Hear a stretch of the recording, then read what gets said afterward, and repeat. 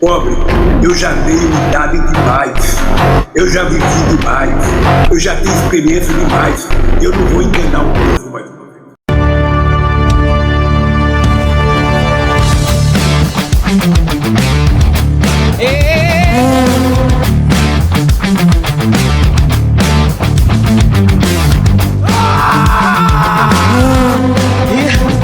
A mentira.